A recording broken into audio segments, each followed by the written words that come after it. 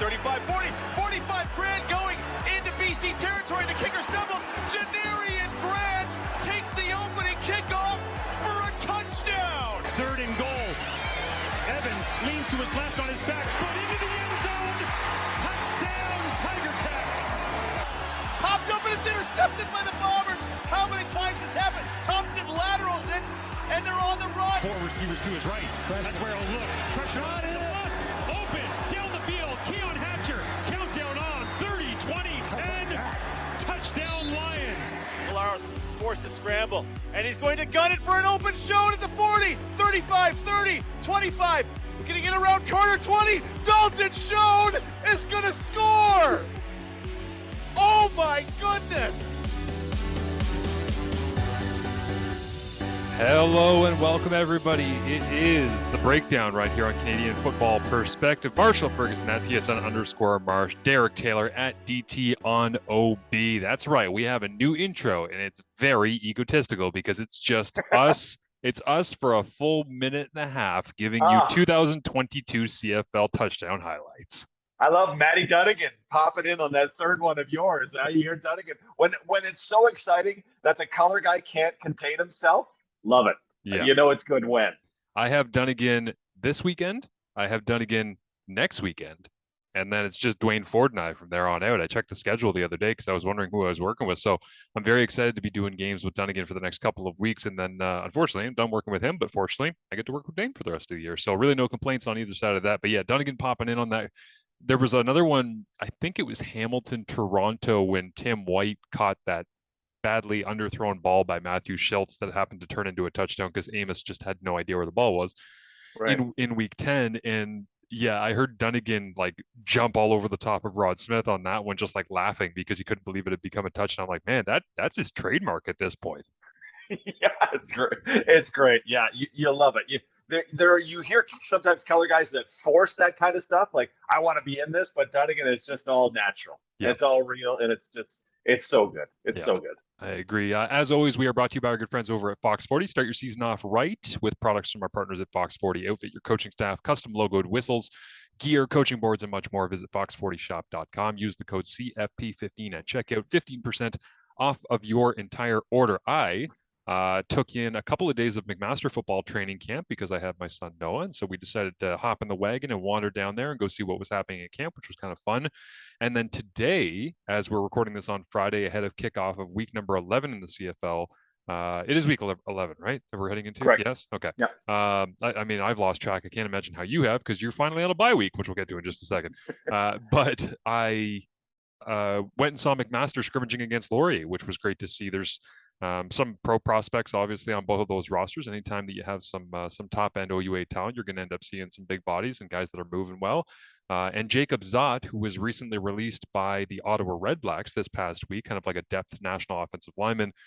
I've called so many games in Ottawa this year, DT, that I have seen him in the tunnel after every game because he's been practice roster or he's been, I don't even know if he's dressed for a game, but if he has, it was like as a depth guy or maybe he was a late scratch. And I've seen him once every couple of weeks since June. And then this time I walked up to practice and he was just wearing street clothes and I saw him at the Mac practice field because he's a McMaster guy. And I was like, well, I'm sad to see you here, but it's still nice to see you. And he's like, I'm just going to work out and hang around the team unless somebody calls. He's like, I live down the street. I might as well have a gym, stay in shape, hang out and wait until there's somebody who rolls an ankle on an O-line. They need a Canadian, right? Yeah, that's the life for guys right now, right?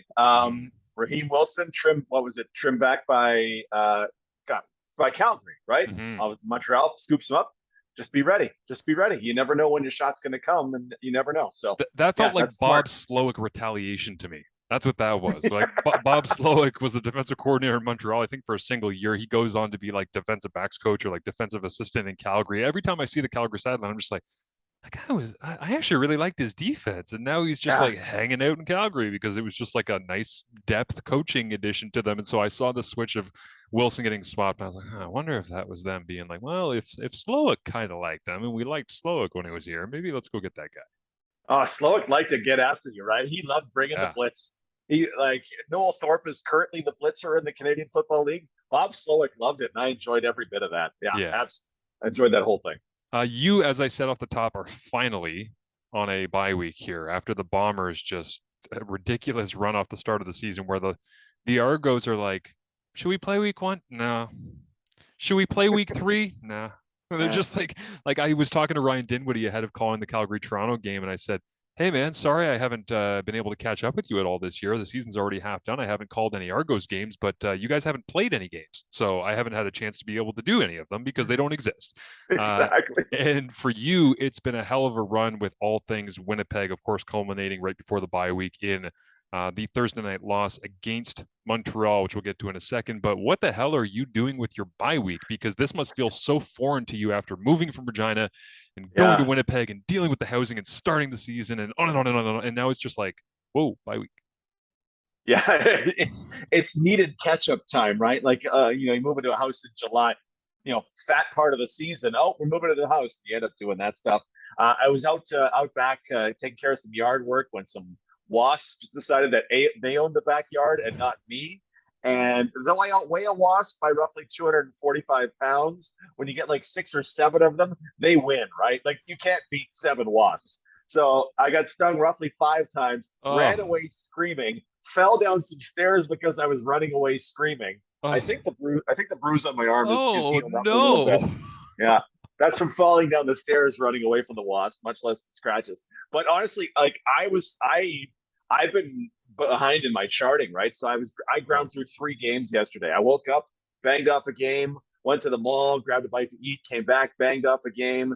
When my wife went to bed, banged off another game, then ran through every running play in week 10 of the Canadian Football League because I'm still 6 or 7 games behind. So hopefully by my next call next Thursday, I'll be caught up and I can go, well, this is why Calgary is having such success in the run game with Kadeem Carey because they're giving him 3 yards plus before contact. What else is going to happen? And that's why Mills looks the same and why Peyton Logan looks the same. Isn't it strange how Marshall, when teams put in different running backs than their star running backs, they run just as well as the star did? Isn't that weird how that works?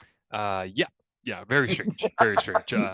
So strange. Jesh Fernandez runs like William Stanback, and so does Feaster. Gosh, who are the other guys? Fletcher and Tavian Feaster. Thank you. That's the name. Everybody runs well in Montreal. Weird how that works. Strange. So 2 thoughts on that. One is that it hurts my heart when I was going through my tracking because I was doing a thing on quarterback running game earlier today. So I'm sorting through and eliminating things that are like running back runs and called passing plays and quarterback scrambles and quarterback sneaks. I was just looking for called quarterback runs. Yeah. And as I was peeling through that, I came upon the name William Stanback, 3 carries. I was like, man, that just makes me sick to my stomach. They're one of the best guys. And I saw you tweet this week, like when Andrew Harris goes down now with the pec injury, it's like, those are the 2 best running backs in the league. Like Kadeem Carey, certainly in the conversation. Jamal Morrow, probably more than anything else, a product of his environment there in Saskatchewan and the fact that Moss has really wanted to pound it for a big chunk of the year. Brady Oliveira coming into his own, certainly in Winnipeg. You have some great stats and background on that he's really picked it up, and Winnipeg up front has really done a better job. But in terms of name brand notoriety, like Stanback and Harris are the guys. And when I look at Harris being done for the year and Stanback missing the majority of the year, it's like, whoa, man, the door is wide open for Kadeem Carey to just run away with the 2022 running back all-star spot. Except he's been out for a couple of games, right? Yeah. And you go, they keep one gaming him, which makes you believe it isn't so serious. But, I mean, you're going to end up with, if Saskatchewan, just on who's going to win the rushing title, if Saskatchewan has some tougher opponents coming up, they have 3 games against the Bombers, they play Calgary. You're not going to run as much in games where you're not winning. That's just how it works out. Teams that win games run the football more because they get the fourth quarter to run the football. Mm-hmm. Brady Oliveira, like we're in the week 10 bye.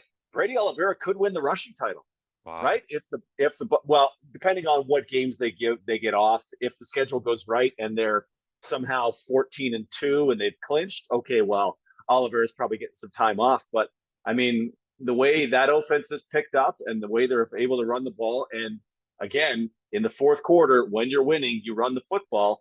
If you're winning games, you will rush for more. And I mean, who are the contenders to take the rushing title? It's probably Carey if he's back soon, probably Morrow, but Brady Oliveira, who was nowhere after week number 6, could, as I thought in the beginning of the season, could take the rushing title just because he's the guy in the Winnipeg offense. Could AJ Ouellette come from behind and be a dark horse? We discuss next.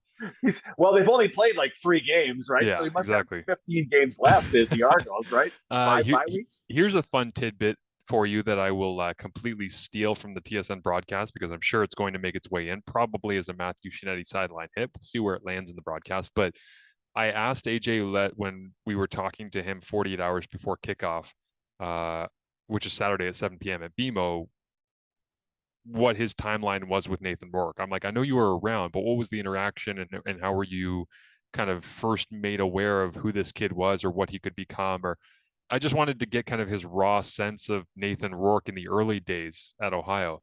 And I've talked to Rourke. I've interviewed him a couple of different times. So I know that he only had 2 offers when he came out from JUCO in the Jayhawk Kansas conference. And it was Akron and Ohio. So I'm thinking, okay, I wonder what his recruiting trip was like. And AJ goes, I hosted him on his recruiting trip to Ohio.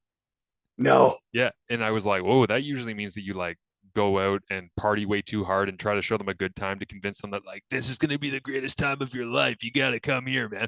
And as soon as AJ said on the Zoom call, yeah, I hosted Nathan Rourke on his recruiting trip, Dunnigan's like, and I was like, Dunnigan, I don't think that this was the same recruiting trips that you're used to. I'm like, I'm pretty sure this was probably more laid back. And AJ goes, oh, dude, the first thing he asked me for was, can I see the rec center? Like, can I see where you guys work out? And then AJ's like, and I think we went out to dinner. And then he said that he had like an exam in 2 days at his JUCO school that he really needed to do well on. So he just like wanted to know where the library was on his recruiting trip. So I just like dropped him off at the library on a Friday night. And then I think he came back at like midnight and then he was gone at like 8 a.m. the next day.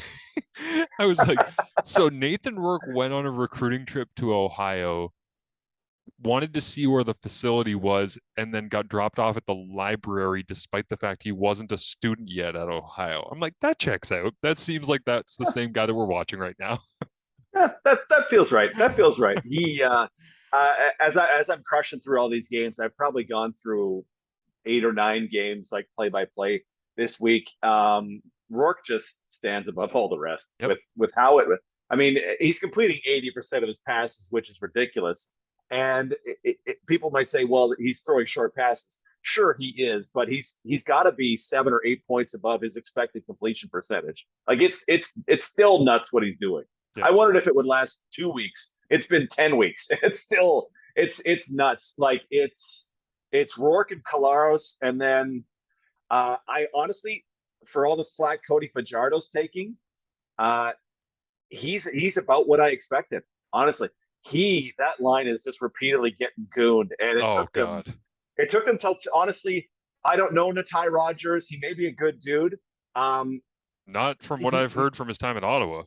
Oh, really? Okay, I don't know anything about him. He struggled so much in pass block that Fajardo was under pressure in like a second and a half, and there's nothing a quarterback can possibly do about that. So if I'm a Riders fan, I'm not throwing Cody out with the bathwater, because if Jamal Campbell can fix one thing on that right side, and they figure out, and if Dan Clark comes back, I can't assess Logan Bandy's performance in the middle on fairly, but if they could fix that, Cody's going to have some more time. He's just under pressure so fast that I don't know how you could possibly expect any success. But yeah, Rourke. I mean, Rourke is the week 10 MOP. Like it's just not really that close, honestly. Yeah, I agree. What he did in Calgary was just so special. Oh. And so it was spectacular to be able to watch. I was kind of joking on Twitter that I was kind of pissed I had to watch 2 games last week before I got to his, because all I wanted to do was get to his and just sit there with my like hand under my chin being like, wow, he's really good, eh? Like, this is fun. So I was kind of starstruck, I would say, just watching some of the decisions and the confidence in the pocket and all the rest. But on the note of Saskatchewan, I have been saying for about a month at this point that they're basically since Touchdown Atlantic. Like when it was the Marino stuff, and then it was Touchdown Atlantic, and then they came home and they just didn't do enough against the Argos, and Penny Laray gets the late special teams touchdown in the 4th, and they close it out in a COVID affected game. And it's just it's a weird group. It's a weird team. Like I have a hard time figuring them out, but I just don't have confidence that they're.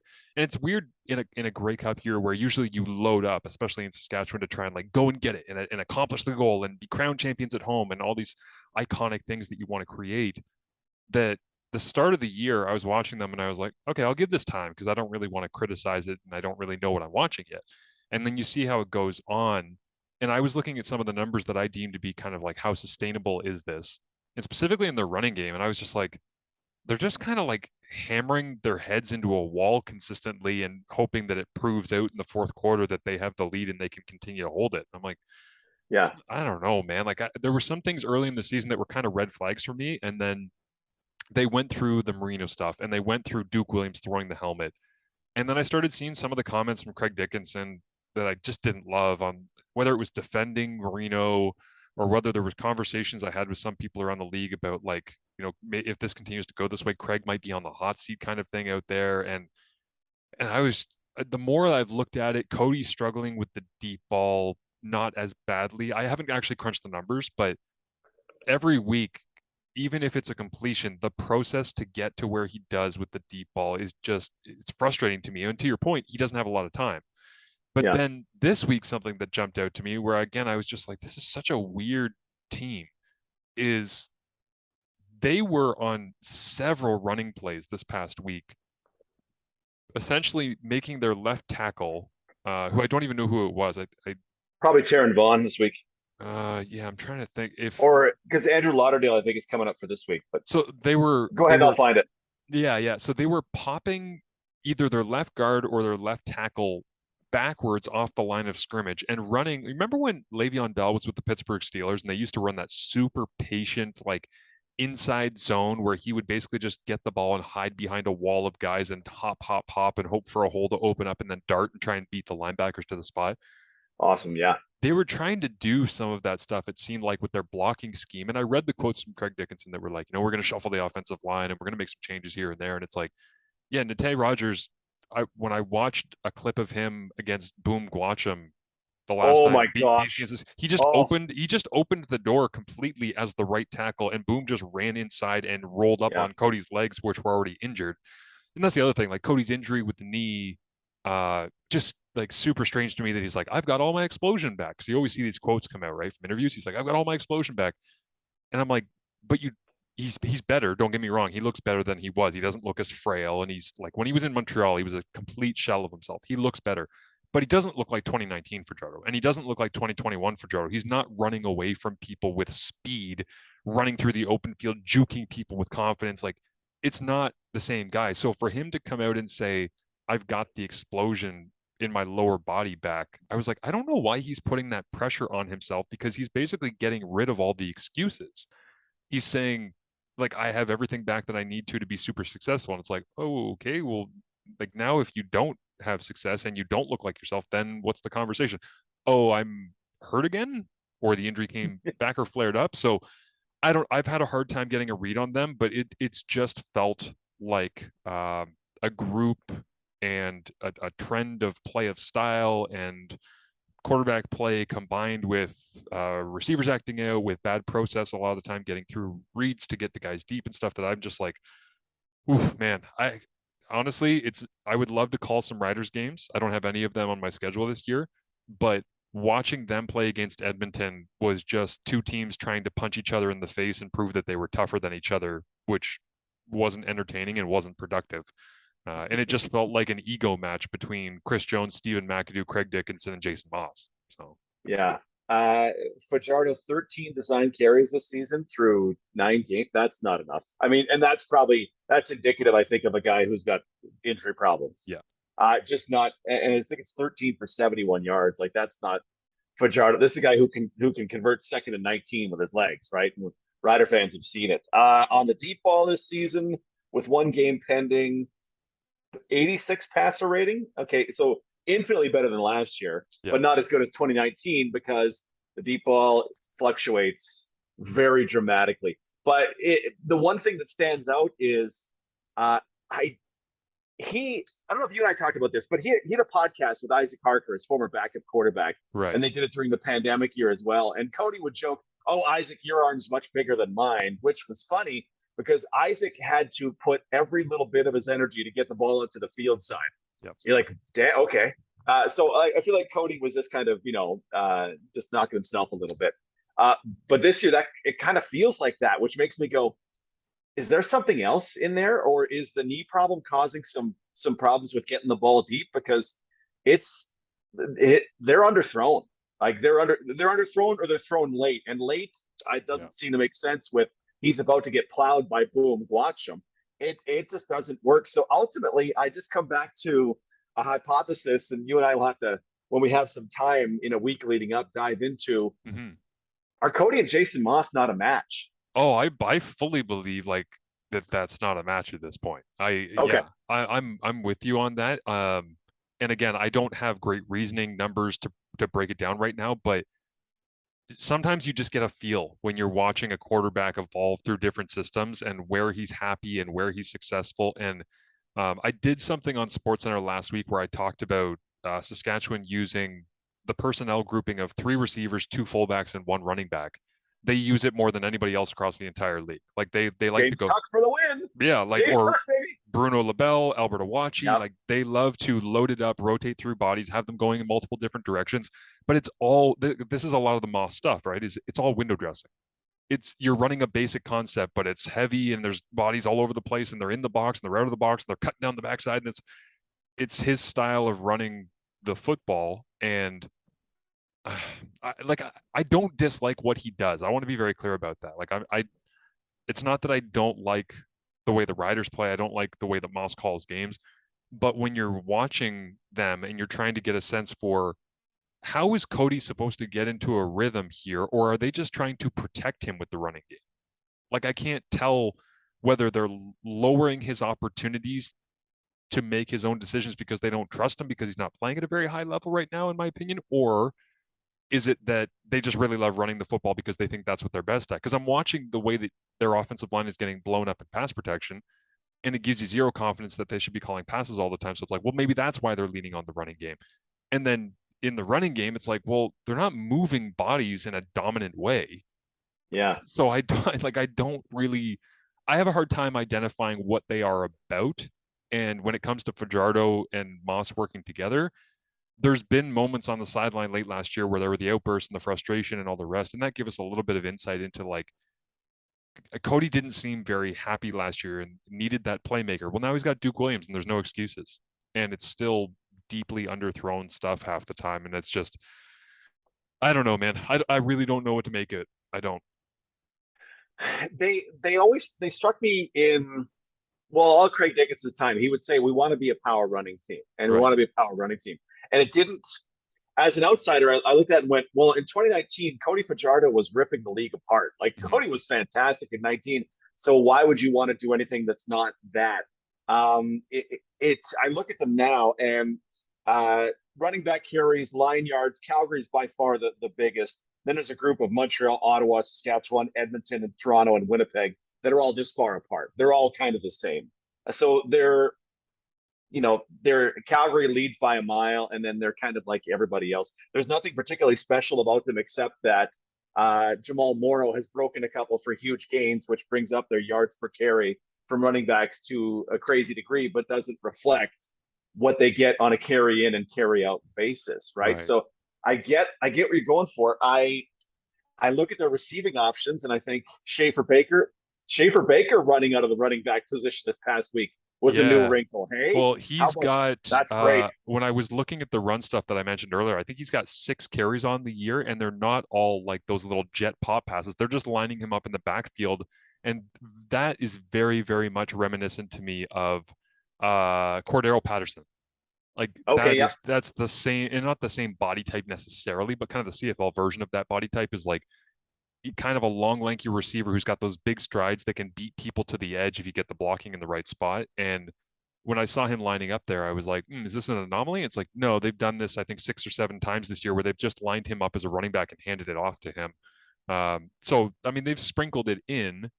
Yeah. But it's the thing about this Riders offense is like, it's predictably once a game, you're going to get the Schaefer Baker jet that comes back into the boundary. Like you're going to get Duke Williams on the big post. You're going to get Duke isolated in a 4-by-1 situation, running the quick slant that Cody's just reading an RPO off the will linebacker. Like, when you're watching it, it's like they're going to get 2 of those, 3 of these, 1 of them.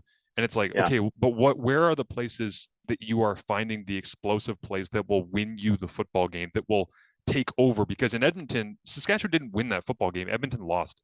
There's a huge difference, right? And so when I was talking to Dave Dickinson and Bo Levi Mitchell about this the other day on our Zoom calls for the CFL and TSN, they were basically, Dave was saying, to beat the best teams, whether it be for Calgary, BC, or Winnipeg at this point, he said your quarterback has to make 3 or 4 spectacular plays in a game. Like in the CFL, your quarterback has to make 3 or 4 of those. And he basically said Nathan made those plays. That's why we lost to the BC Lions. He made throws that were spectacular in the moment when their team needed it, and that's why we got beat. Zach made those plays in the games against Calgary. He found a way to make those plays. He wasn't great the whole game, wasn't blowing them out of the water, but made 3 or 4 amazing plays where it's like, that's how you win the football game. And basically, Dickie was saying, I need that from Bo. Like, we got to be able to get that. Well, for me, if you know what you're going to get with the Riders offense a lot of the time, where are they going to create the 3 or 4 great plays that are going to win them football games, especially with the stretch they have against BC and Winnipeg coming up here? Like, that's the thing for me. If you're going to beat the best teams, you better have some of those plays. I think they probably – I wonder how much is treading water until Shaq and Kyron Moore get into the lineup. Fair. Yeah. Like, Kyron Moore hasn't played this season, so one, props to the sports book who set his over-under at 998.5 yards because that'll cash. Shaq Evans, hurt himself very early in the season. If you're Shaq, Duke, Kyron Moore, I guess McInnes and Kean Schaefer-Baker, whoever your 3 is. McInnes has done some stuff. I didn't know necessarily he'd be able to do, but if it's Shaq, Duke, Kyron, and Kean Schaefer-Baker +1, okay, that's all right. You got to keep Fajardo from getting killed, and I don't know. Yeah, I hope that will help them as they try to get through this. I just think upgrading from Natai Rogers to Jamal Campbell in every season, right, Marsh, there's like 10 or 15 decisions that make us go, I don't understand why that's happening. Why is Caleb Evans starting on Friday when he was what he was last week, and Nick Arbuckle was, threw some picks, but Nick Arbuckle is better. Is better. Why was Natai Rogers starting over a 6-figure Jamal Campbell is something I still don't know what that was about. But go ahead. No, I didn't mean to interrupt you there. You piqued my interest in that one, which is why is Caleb Evans starting? And the only thing that I can come back to is, didn't it feel like Ottawa was really reluctant to give Nick the opportunity to be the starter the first time around when they didn't even let him touch the field and they made the move for Nichols and they moved on and everybody was like, whoa, maybe Arbuckle isn't the player that we thought that he was when he left Calgary, because Ottawa had him for a full year to learn the playbook and they seemed really reluctant. And then they were very quick to go for a quarterback in Nichols, who, as we all know, his noodle arm was dead at that point. But they wouldn't have seen him on the field, right? Because that was the pandemic year. There wouldn't have been a formal practice. But that's what I'm saying. Makes your question more interesting. Yeah, that's exactly it. Is that like they didn't even let him hit the practice field before they decided in the middle of the winter. You know what? We've seen what we've seen from you in terms of figuring this stuff out, and we actually want to go with Nichols. And then we saw what Nichols was, and it's like, the hell? You chose that over the opportunity or the potential of what Arbuckle could be. And now you've traded for him. And full disclosure, like, I've talked to Lapo so many times this year because I've had so many Red Blacks games to call. And he has made it very clear to me that until Caleb proves that he cannot spot the football or make the throws I need him to make, he will continue to be the quarterback. Well, it's pretty obvious in the Calgary game. He proved that he was not spotting the football or making the throws that Paul Appelice's offense needs to have success. So I left the stadium that night feeling upset on behalf of Caleb Evans because I thought that's it for his year, because there's no way that they go back to him from this night. And I felt bad for him because I like him. I think he's a fun player. I think he's got a good ceiling, but you can't, in this league with 9 teams and how fast you can fall out of a playoff race and how much it means to be able to play home playoff games, you cannot invest in a young quarterback because you can't let them go through the struggles and just develop. So I was like, well, that's going to be it. They're going to go to Arbuckle. And then it was like, Evans is taking some reps. And I was like, It was like, oh no, Evans is playing. What?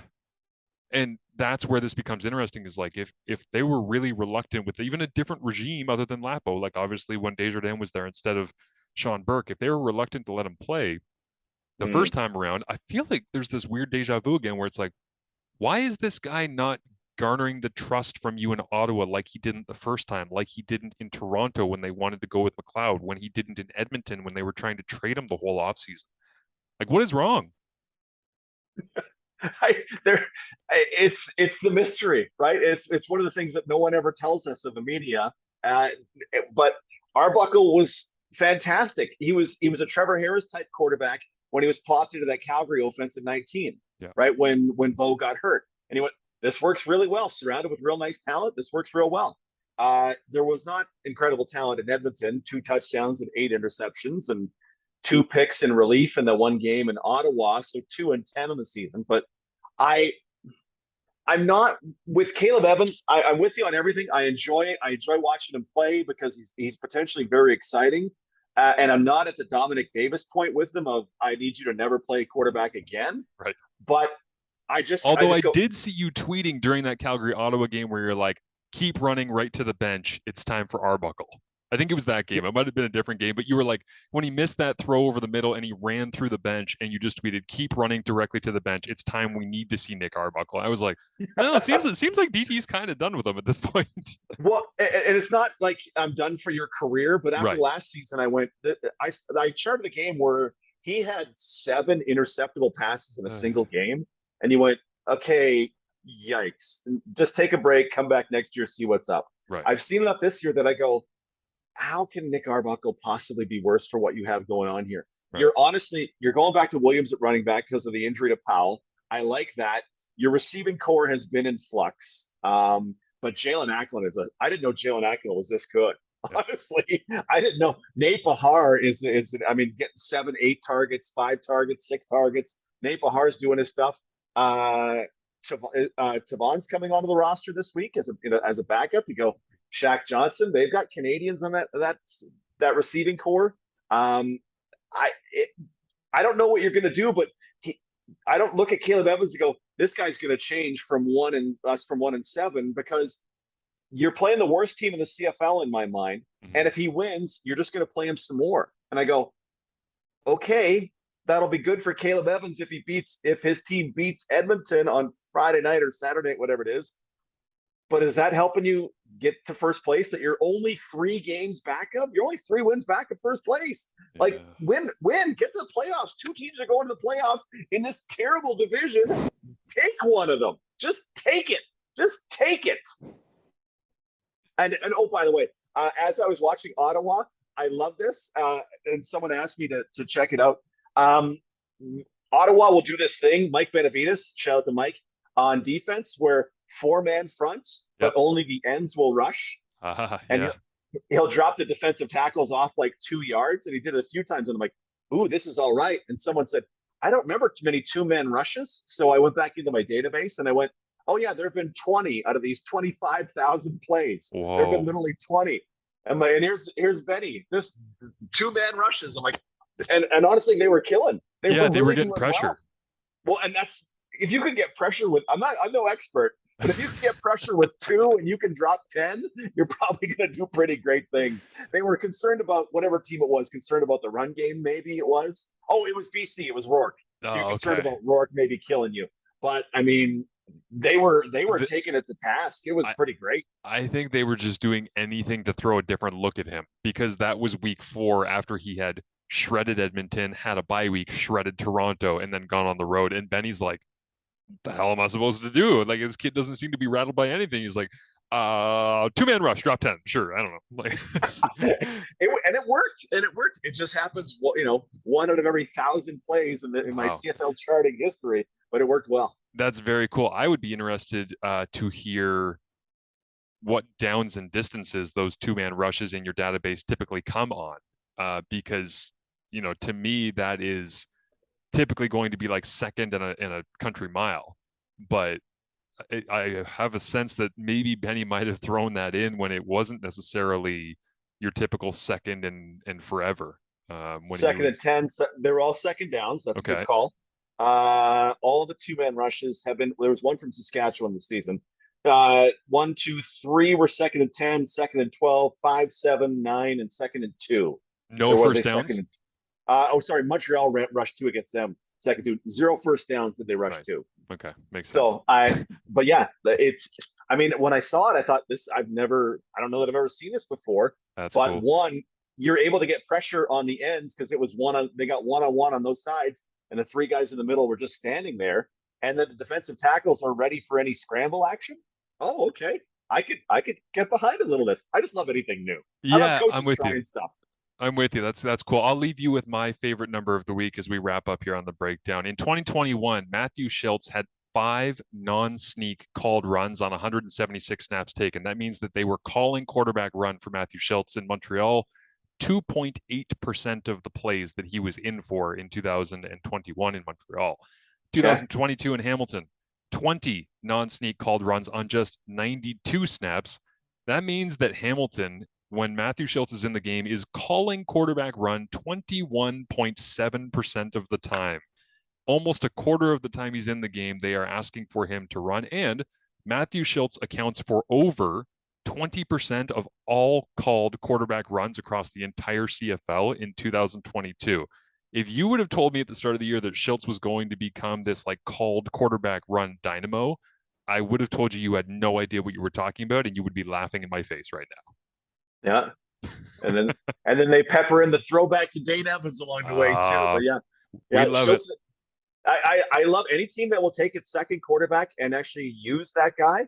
You're getting value that other teams are just willfully ignoring, right? So I love it. If he's your sneak guy, if he's your designed run guy, I love it. That's value you can get from a roster spot. That's going to be it for the breakdown for us. Thanks so much, everybody, for tuning in. As always, I will be calling Calgary, Toronto. DT will be calling nothing because he finally has a bye week.